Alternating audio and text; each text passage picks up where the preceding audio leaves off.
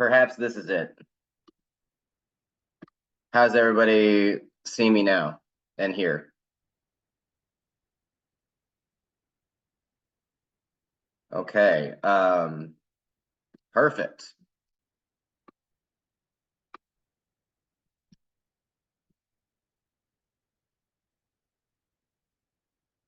Just a brief moment while the rest of our panelists go ahead and get connected to the webinar. We were in the backstage for a moment, so we'll give them just a second to click that link down at the bottom of their screens, and we will get going.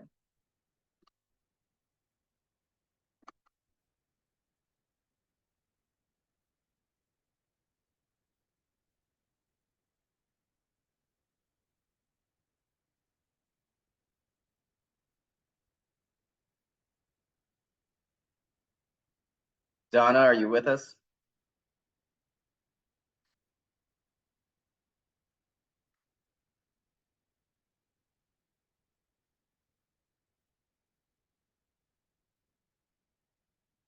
There we go.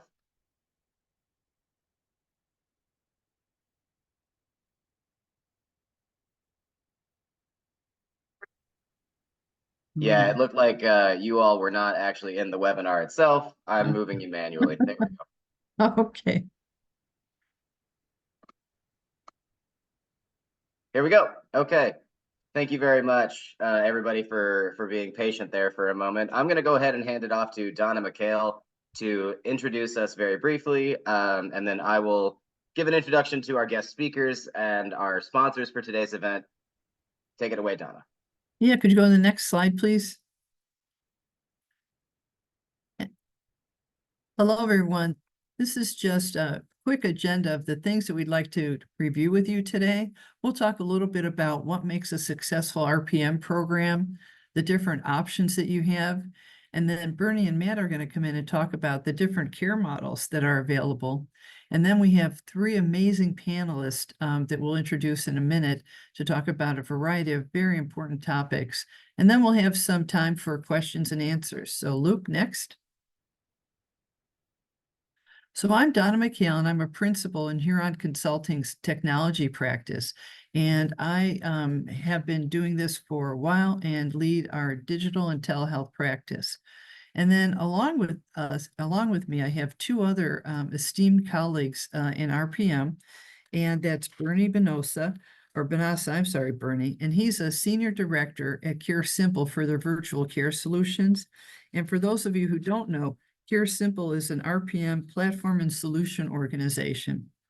And then we have Matt. Matt Drew is the CEO of Alpha Omega Health, and they're a virtual care delivery organization that combines software and technology along with the clinical services needed to fit clients' needs. So we will be your presenters. And now, Luke, I'm going to ask you to introduce our esteemed speakers and panelists. Whoops. Oh, we can't hear you.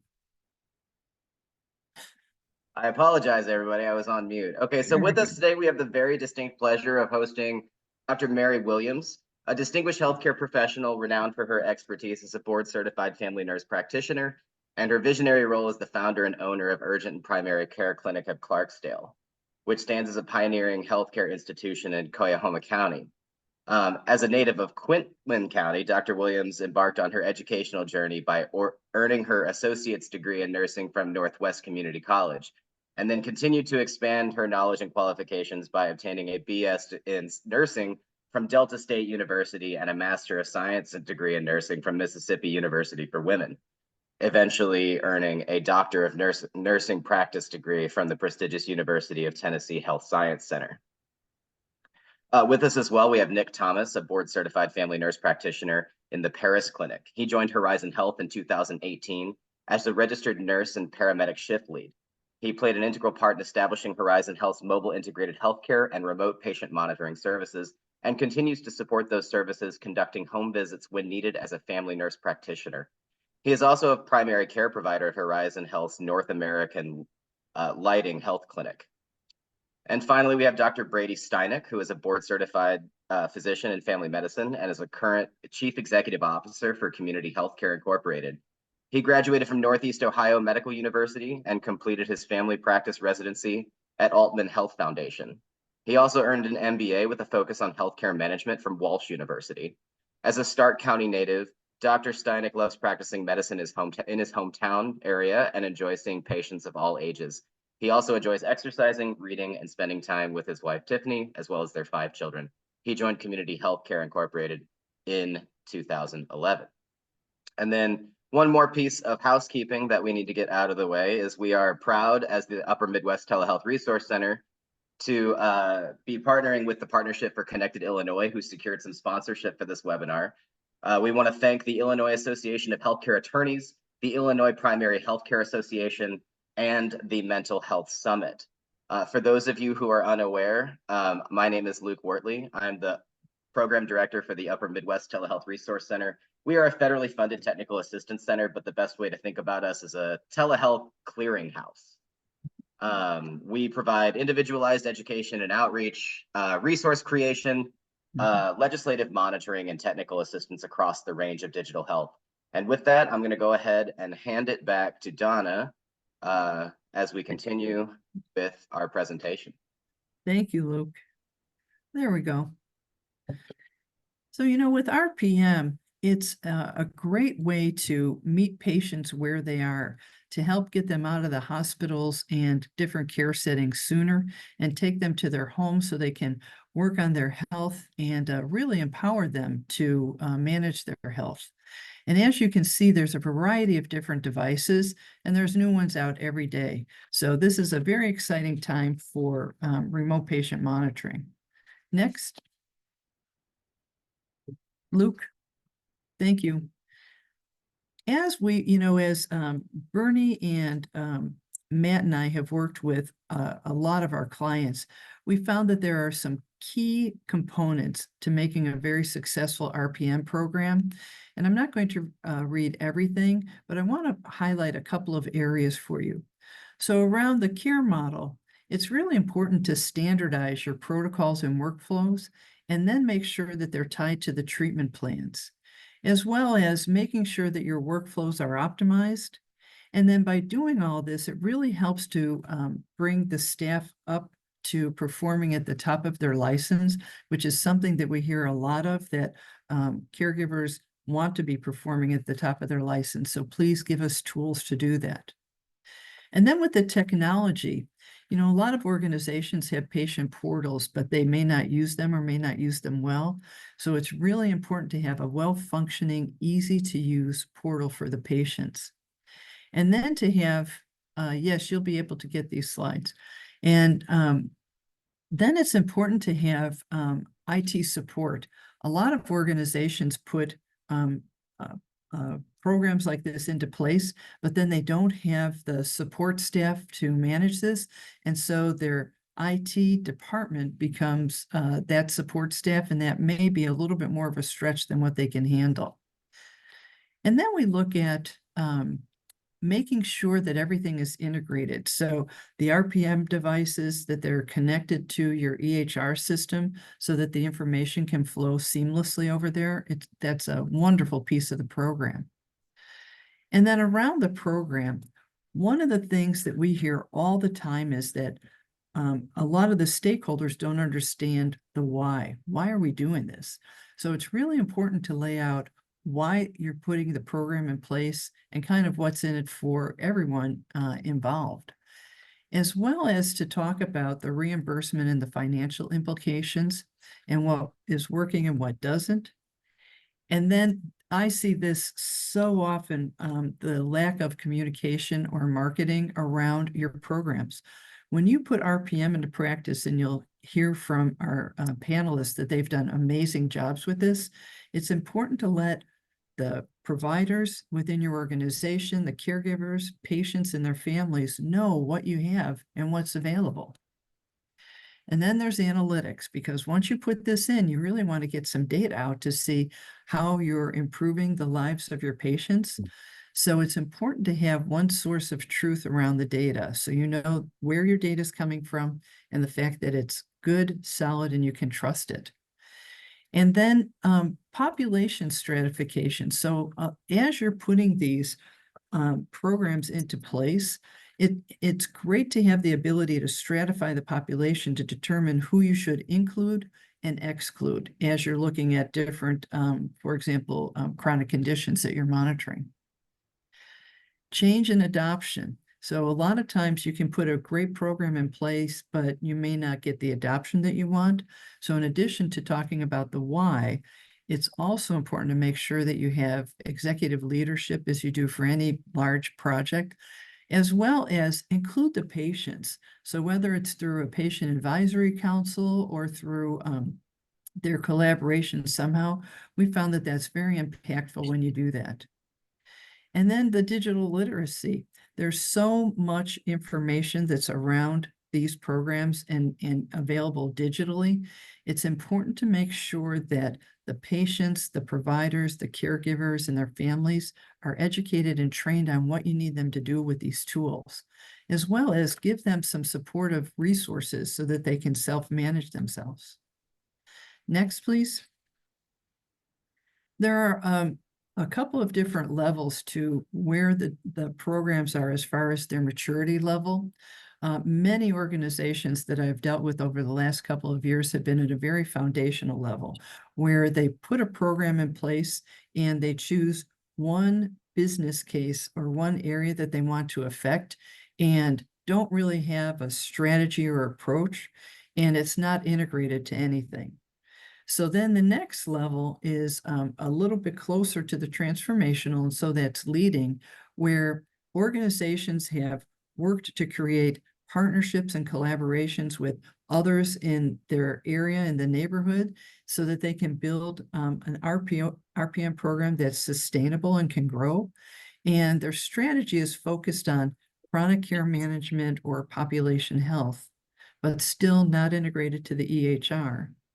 And then there's transformational, which is where you'd like to be. And this is where RPM is considered really part of the enterprise solution. It's part of IT, it's part of telehealth, and it's really part of your whole digital care strategy. And it helps to enable operational efficiencies. You know, a lot of patients who are using RPM can stay out of the hospital longer, so you don't have those 30-day readmits happening as much. And then you have a little bit more patient engagement because the patient now is engaged in their own self-care and they really enjoy that and they're asking for it. And it's integrated with the EHR. So next. And what's so exciting about RPM is that it can be used across the care continuum. During telehealth, when RPM really rose to the top of the ranks, it was used mostly in the post-acute space. But what we're seeing organizations now do is use it across the care continuum. And you'll see in a minute, Bernie will talk to you about what this looks like, but a lot of organizations are putting it in at their command center so that as you're moving patients around and guiding their care, you also have RPM built within that center so that you can use it before they get to the hospital or a care setting in ambulatory, acute, whether it's through the EICU or other ICUs, the NIC or PICUs, and then post-care, post-acute care. So it's really an amazing tool across the care continuum. So now I'm going to turn it over to Bernie so that he can talk a little bit about how it spans the care continuum. Bernie? Yeah, thanks, Donna. Appreciate that. Yeah, as Donna was saying, RPM really has a lot of value to enable different care models across the care continuum. And when you look at an RPM platform, Shared RPM solutions can support a wide range of programs that enable healthcare providers to offer virtual care across that care continuum, whether it's a short-term hospital at home program, across a transitional post-discharge program, or to longer care models such as RPM and CCM and PCM and the different variants. So the RPM solution should support these different models for enable to meet CMS defined programs, as well as position the healthcare firm for reimbursement for these options, because that's a big piece of how RPM is sustainable.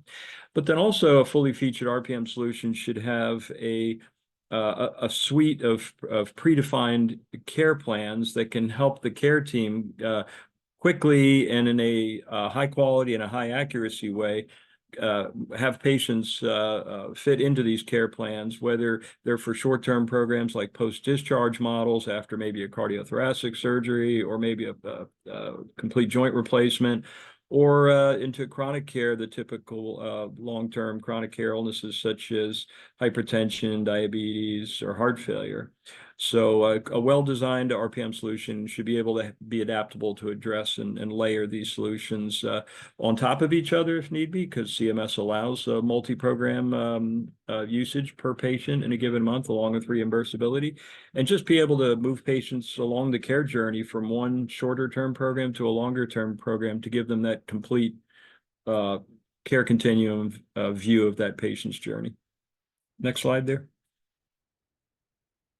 So as we look at operational models, and Donna, you spoke a bit about this as well from a command center perspective, we've seen models where, the programs are fully operated out of a streamlined, centralized command center, even for a large multi-level organization that might have many programs that may exist at a hospital level, hospital-based programs, post-discharge, hospital home, et cetera, to ambulatory programs, which are referred from the clinic levels and different specialty offices. But we also see quite often these programs being run kind of independently as well.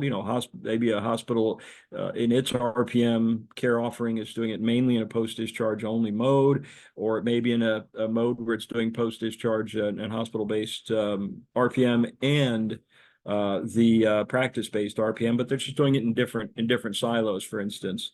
But you could have in a hospital-based program, you might have the patient being enrolled on site, before they're sent home, for instance, and the provider group, the hospital group might have a variety of patient monitoring devices or apps that they may want to make sure they hand to the patient, educate them on its use, and send them home for those types of programs. Additionally, on the other spectrum, on the ambulatory side, quite frequently what we see is to treat chronic care or even other types of deviceless models that are there for like RTM or therapeutic management. For cancer care is a great example. In this case, the patient could be enrolled entirely remotely, not being in the office, or they could be enrolled from a physician visit. But the seamless way the RPM solution could work is the patient gets enrolled and their address information is pulled over from the EHR, and the RPM supplier ships a device directly to the patient's home. And it's very simple to use, so the patient can be up and running with very little help and guidance. And then the welcome call happens where they're taught about their care plan, and the program becomes fully automated at that point. So a couple different ways that we've seen the models implemented. Next slide.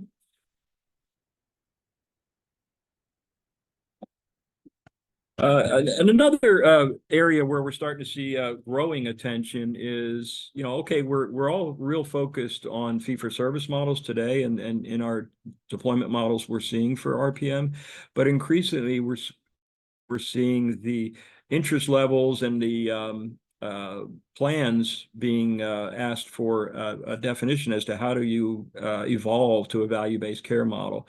So today, a lot of RPM solutions are really focused on episodic events, managing periodic data coming in, and point of care, point of time data, and then doing alert level management and fitting that into just managing that initial need for a targeted patient or set of patients with a given care condition, and really aligning the activities being kind of being used on the RPM program with the billing codes, right? So that the program can be sustained.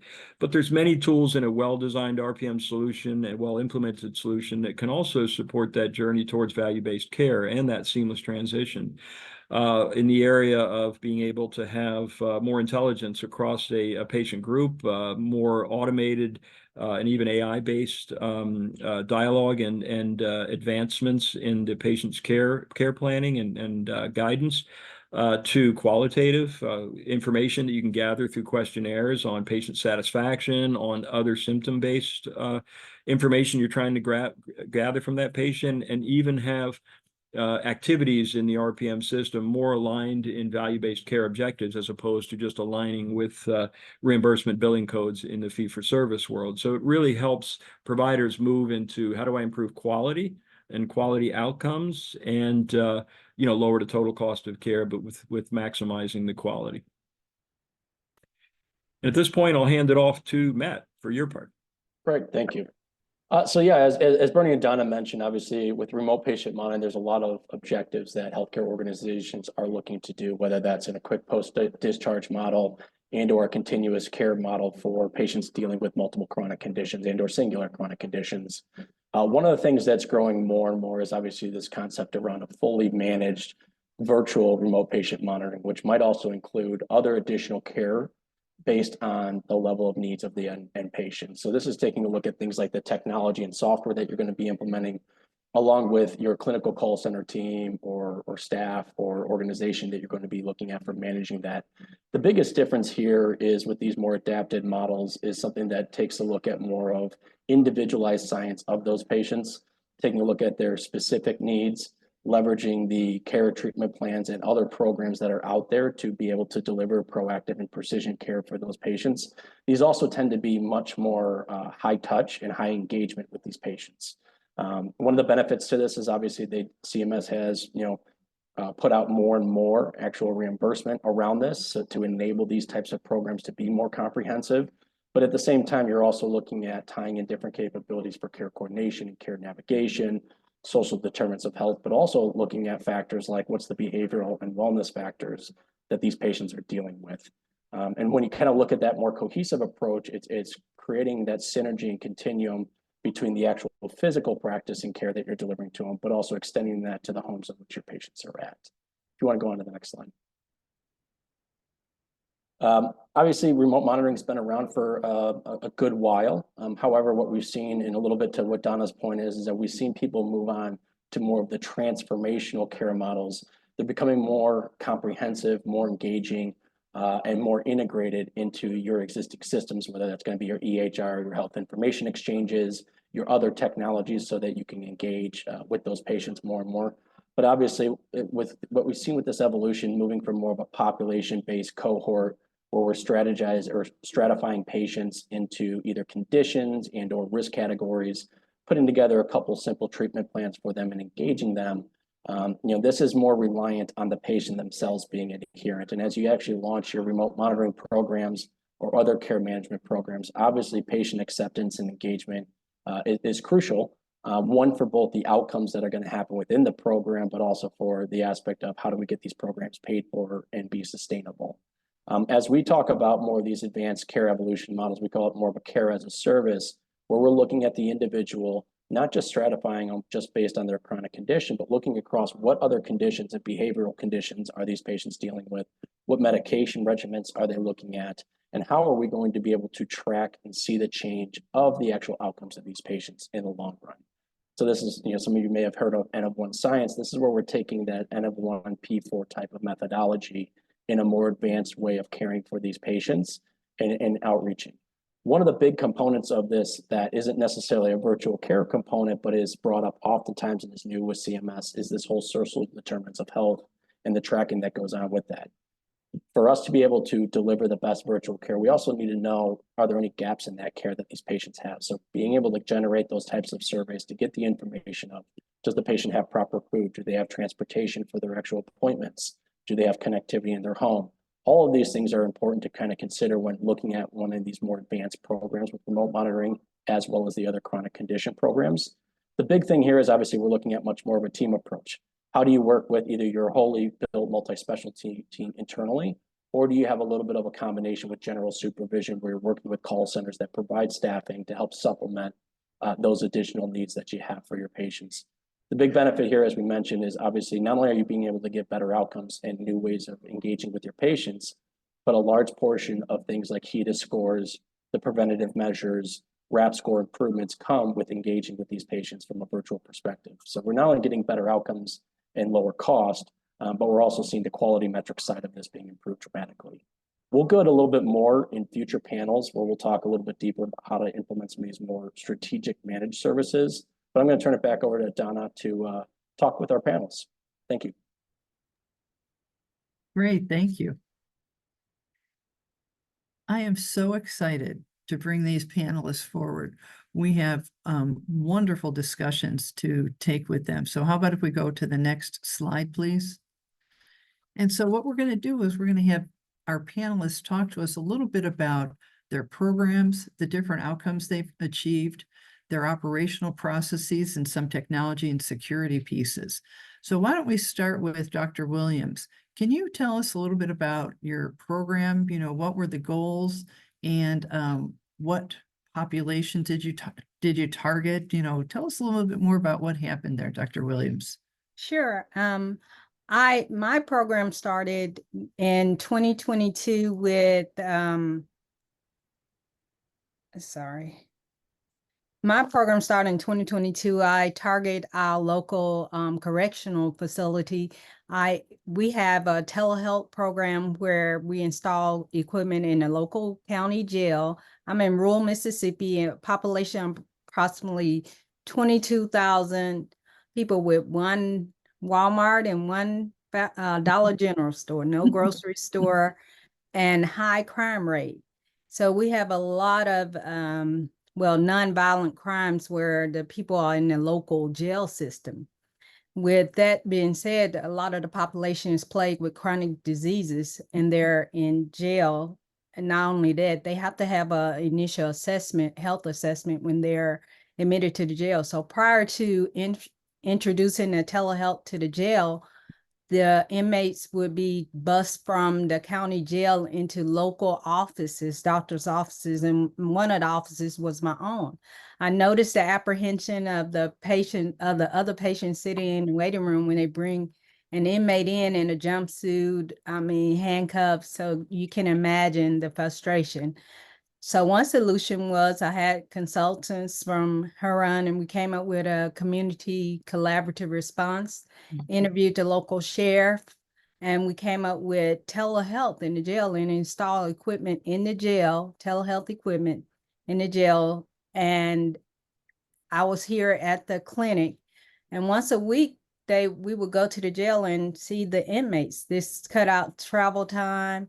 It was safer. We didn't have to worry about, the sheriff didn't have to worry about inmates escaping or in it. Not that they had that problem, but it wasn't an issue because they stayed in a secure location.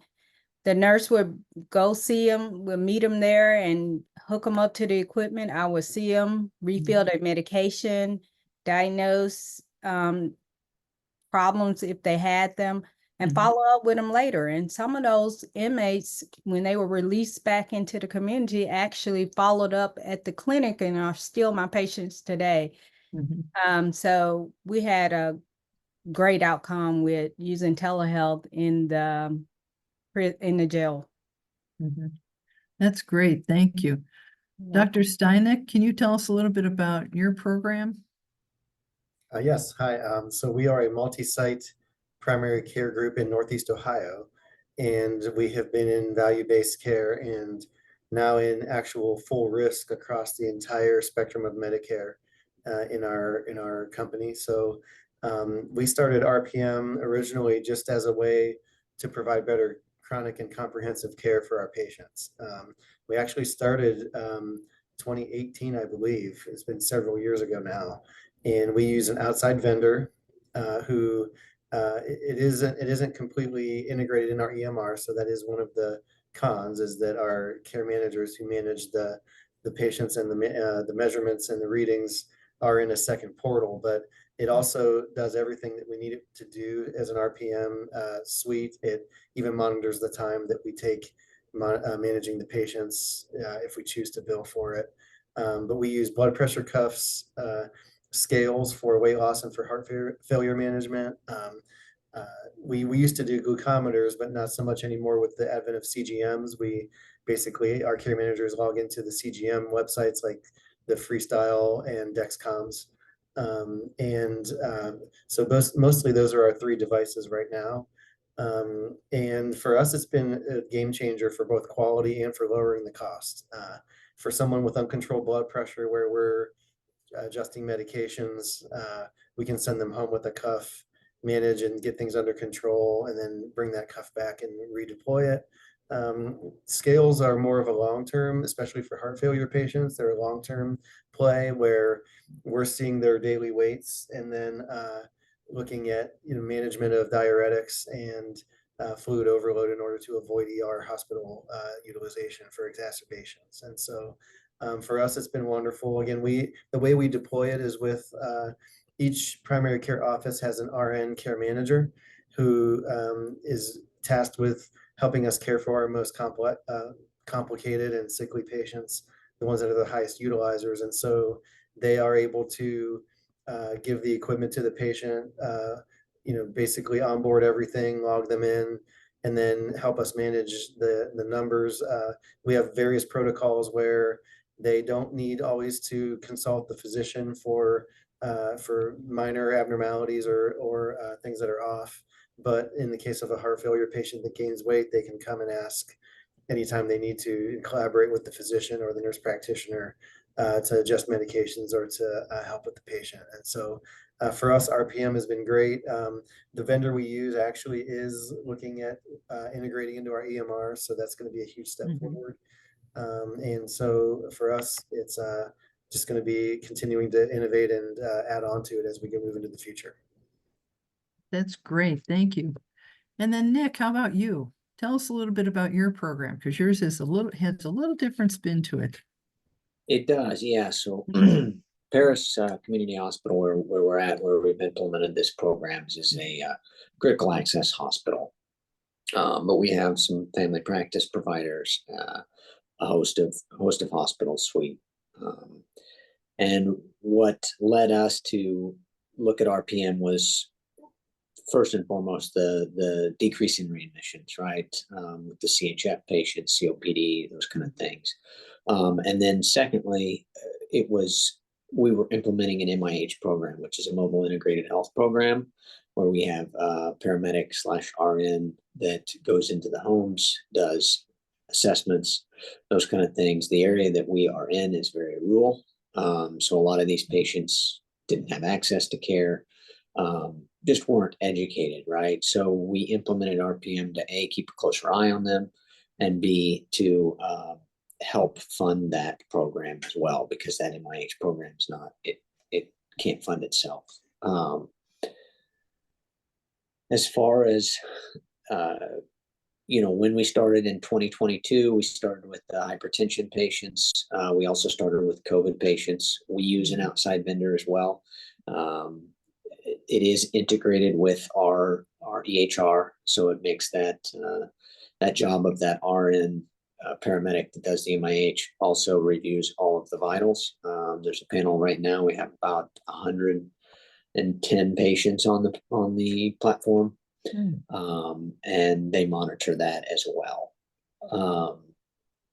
So yeah, that's kind of why we implemented it, how we implemented it, and that paramedic RN goes directly into the home, delivers the devices. All of the devices are cellular service. So, there's no issue with connectivity as far as getting connected to an internet through Wi-Fi or Bluetooth.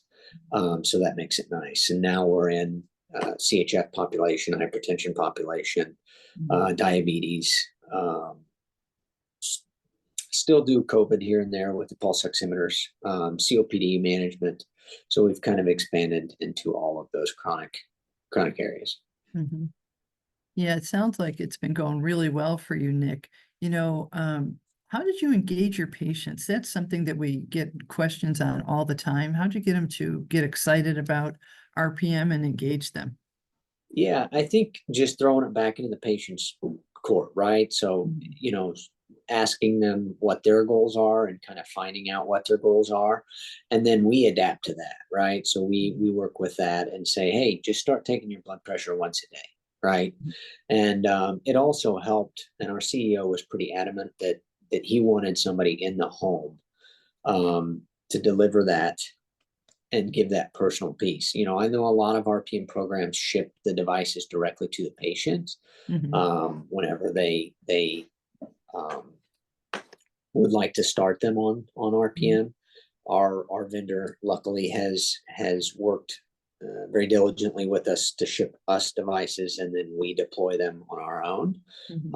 So that's been a helpful thing, and probably one of the main things that has allowed us to engage the patients, because they're that touch point in the home. Yeah, that's great.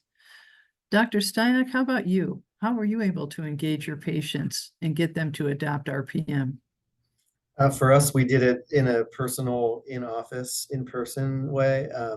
We actually allocated the devices to each office and gave them all separate ordering capabilities. So we were able to stock several of each device in the office. So if I was with a patient that needed the device, I could bring the care manager in the room, and I could actually step out and see my next patient after the patient agreed to do it. And the care manager could come in and educate the patient, and they actually leave with the device. So that was how we did it. It was a warm handoff. So, you know, and we've actually made a lot of advances in connectivity with local hospitals. So we're getting a lot of our hospital discharge patients in within a couple of days or a week tops. And so a lot of times the device can be given again in those vulnerable times where the patient is coming out of the hospital and may be a high risk for readmission. So right now that's how we're deploying it. And again, you know, if a patient declines or is pretty lukewarm about it and we don't think that it's going to be useful or that they're going to participate, then, you know, we back off. But if the patient shows interest, and again, if they're engaged, then we go for it. The other thing that we found was a deterrent at the beginning was that a lot of a patient's insurance plans were charging copays for the RPM codes that we were doing. And as soon as a patient realized they had to pay sometimes $20, $30, $40 a month to have the device, they would give it back. Now that we are in full risk contracts across Medicare, we've chosen for a lot of the patients in those contracts not to bill. And so, because again, for us, the actual win is in decreased utilization and lower overall costs as we get to share in that, and then create more resources to take better care of patients the next year. And so that's been a huge wall and a barrier that we've knocked down in the process, is to basically say, look, like, this isn't going to cost you anything, but accept the time to measure it and hopefully lead to a better outcome. And so for us, that's been a huge win. Yeah, that's huge. You know, some of our other clients have done that too, where they said they weren't going to charge for it because it's just the right thing to do. Like you said, for some of the other reasons, Dr. Steineck, of reducing the readmission rate and just helping your patients be healthier outside of the facility.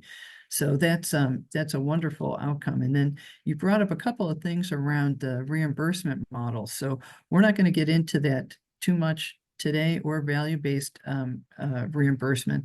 We have another session coming up in October that I'll tell you about, where we're going to really get into some of the reimbursement and financial pieces, because that's an important part of this program. Dr. Williams, how do you keep your, how do you measure the success of your program? The success of our program is measured by, number one, the dollars saved by the county. The county usually funding the healthcare for the inmates.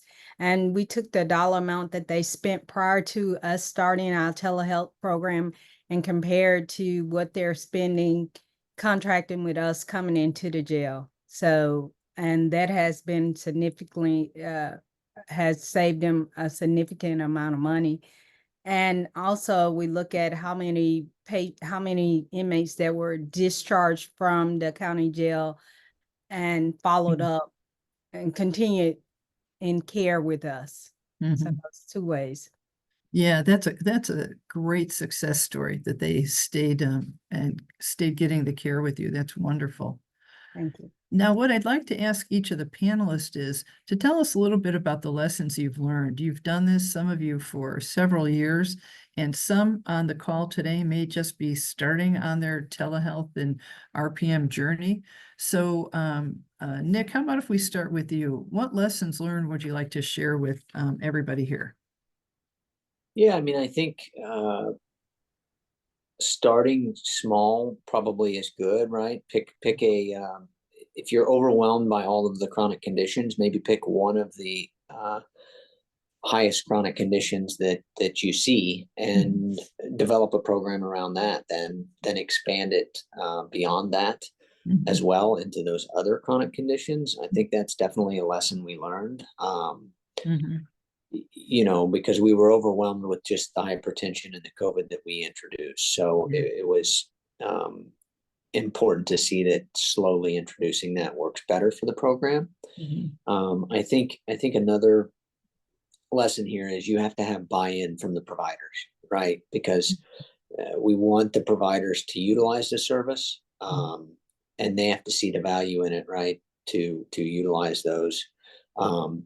And that's taken a little bit of time, right? That's been somewhat hard to do in some instances. But as the program's grown, we've definitely been able to show metrics such as, you know, we've lowered blood pressures, you know, by 10 points systolically, and you know, given providers those metrics to look at and go off of, and that helps provide that support. Those are great. Dr. Steineck, how about you? What lessons learned do you I have? think for us, it was to, and this is kind of a theme for us across all of our operations for care delivery, and that is use a team. You know, we use the care managers to help deploy. If you had told me, hey, Brady, when you identify a patient, go down the hall, get the device, bring it back in the room, log the patient in, create their account, teach them how to use the device, that would not happen. And so for us, it was deciding who, and eventually it wasn't just the care managers. Once they got comfortable with it, we actually now, our regular MAs that are our teammates rooming patients also know how to onboard a patient onto the device platform. And so even when the care manager is not available, my teammate who's been with me for 7 years, my MA, I can tell her, hey, Mrs. Smith needs a scale, and that can happen while the patient's there. And so using a team, you know, again, if I were the one looking at the readings every day for 50 or more patients on a device, again, I'm going to fail. And so looking at, you know, whose responsibility is it to interact with the readings and the results, and what's the process for abnormals or for things that are out of range. So if you're able to kind of nail down some of those basic processes, and then totally echo what Nick said, and that is to start small, you know, learn as you go, make mistakes, reiterate, re-innovate, and you know, that usually would be the easiest way to get to scalability at that point. That's great. And Dr. Williams? Yes, I echo both what both of the panelists have said, but also I would say a big thing would be develop a training manual so that if anyone comes behind you, or if anyone, your staff, if your staff is out, or in my case, the jail staff, we initially trained 2 people, then they changed jobs. So that created a problem for us. But I think if we develop, now we have a training manual and a training session that we go through every time they have orientation at the jail. So I think that would be a plus if you can develop some kind of training, ongoing training for not only your staff, but the other staff that is involved. Yeah, that's an important consideration. And then how about, why don't you talk about each of you, I'll ask each of you what technology you're using, because, you know, one of the questions that just came in is, you know, could you give a recommendation? And so I think your systems probably all work for each of you. So, Dr. Williams, we were just with you. What system are you using for Care RPM? companion. Care Companion? Mhm. Mhm. And then, why did you choose that? What was important? It was important because I'm in a remote area and I needed Mhm. to have access outside of if the internet wasn't available, and it was easily integrated with the EHR that I was going to, not what Mhm. I currently have, but the one I was going to. So that was important. And we vetted several, through her, and we vetted several systems, and that was the one that was best for my clinic.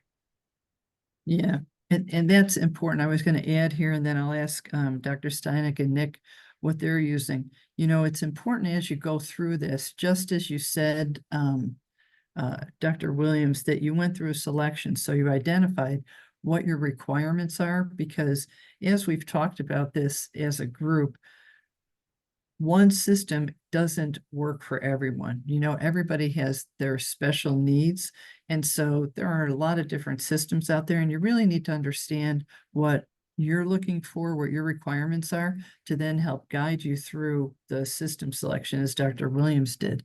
Dr. Steineck, what are you using? Yeah, our platform is through Optimize Health. Mhm. And again, they create a vendor relationship with a full suite of a portal and basically a login that has everything in one place. And again, they are working on integration into EMR at this point. Mhm. That's great. And Nick, what do you use? So we use CareSimple. Okay. It's been pretty seamless. We've been able to integrate the EHR. Their team has been wonderful to work with, Bernie being one of them. And it really, the uploads and all of that, and why we went with them, I think, was the main aspect was we were in a rural area, and then we have an older population, right? Most of these are Medicare patients, maybe don't have access to cellular service Mhm. or internet service. So we wanted to find a cellular device, right, that has its own Yeah. cell service in it. Mhm. So that was very big and important to us, and CareSimple was one of the first ones we found that offered that, and offered Mhm. that in all of their devices, right? From the scale to the blood pressure cuff to the glucometer and the Mhm. pulse oximeter. So that was the big driving factor Mhm. for us. And again, it sounded like you knew what your requirements were, so that made looking a little bit easier. Luke, did you want to jump in here for a second and weigh in on this?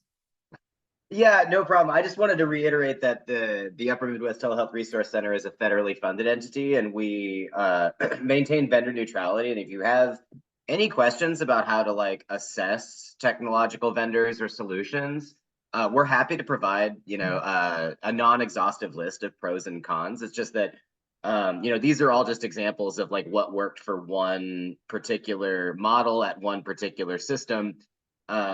And aren't necessarily meant to be endorsements or anything like that. Just wanted to make sure that we were clear. Mhm. Yeah, that's very helpful. Well, Luke, while you're on, do we have any questions? I haven't seen any pop through the Q&A function here, but I suppose I have one just as a sort of population and public health professional straddling the line with TA provider and all the other hats that our small not-for-profit wears. How do you kind of, you talked about provider buy-in, which is one of the big things that we always emphasize to folks. And you touched briefly on it. I would ask the panelists maybe, how do you kind of incentivize or at least try to gently nudge patient adherence when it comes to RPM? Mhm. I can go first if you want me Sure, to. go ahead, Nick. Thank And you. I kind of touched on this. I think, the showing the results that you are getting of the program, I mean, I think is the number one driving factor. And then two, providers want to know if they are responsible for reviewing these finals, right? Mhm. And so they want to know what's their legal responsibility on that. And they want to know that there's somebody always looking over these vitals that's dedicated to that. And, you know, all of our programs have protocols, and we're very clear with our providers Mhm. that we have that in place. We have a medical director that heads all of that. So I think that helps solidify that a little bit. Mhm. Thank you. Luke, Yeah, do we have a hand up? Yeah, I see one. We have Alicia. Alicia, I'm going to go ahead and temporarily unmute you if you are unable to type. So go ahead and ask your question, Alicia. Hold on, here we go. I can. There. You have to unmute yourself manually, though, Alicia.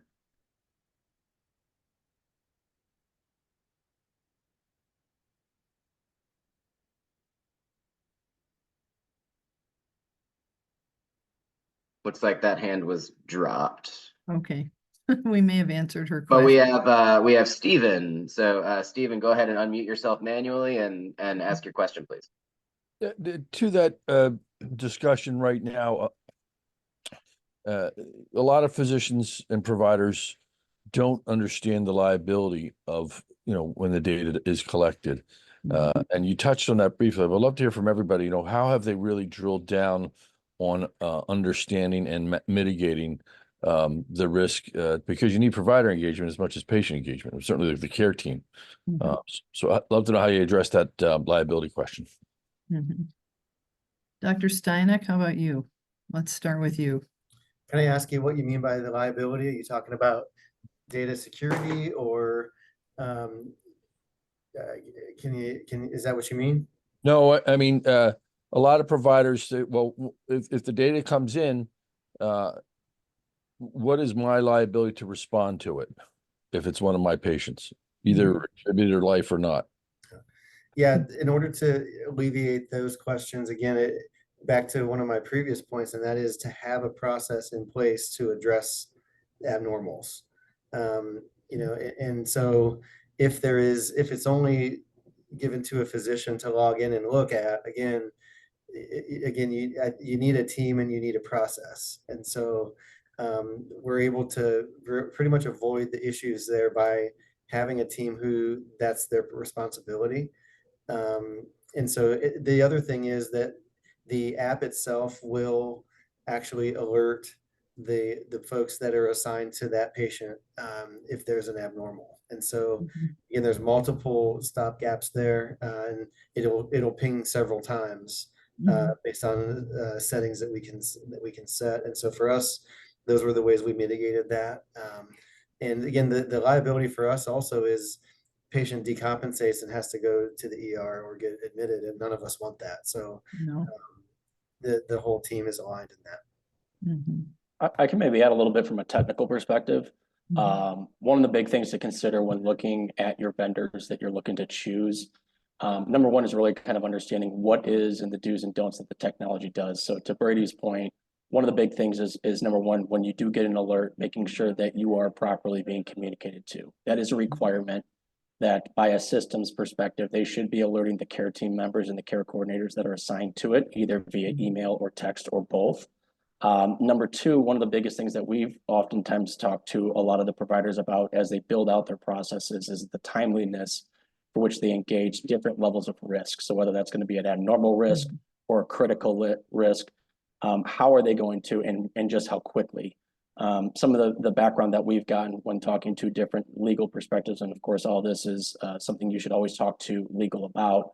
But most alerts, you do want to respond within a 24-hour period minimum, if not sooner.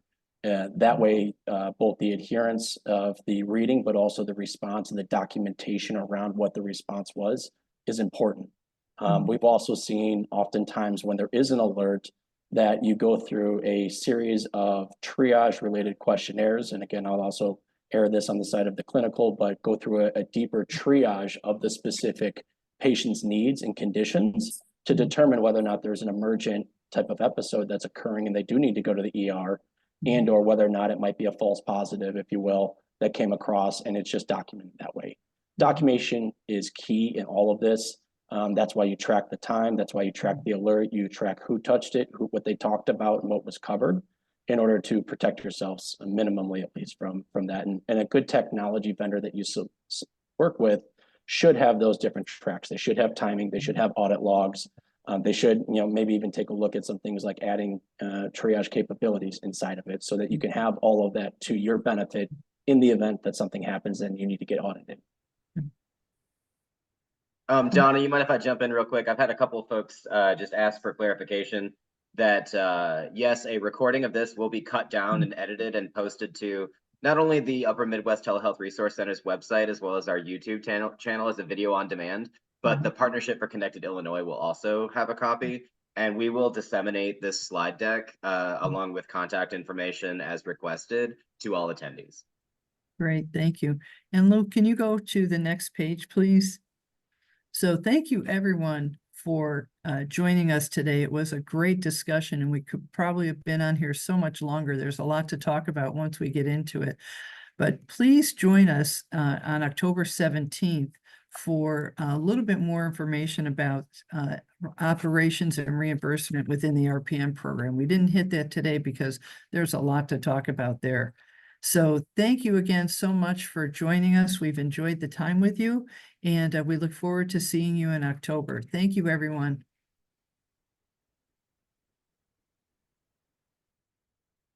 Thank you very much, everybody. Please feel free to reach out to the Upper Midwest Telehealth Resource Center and any of us at any time. These will be available in the coming days once we get all of our data collected. Thank you so much for attending.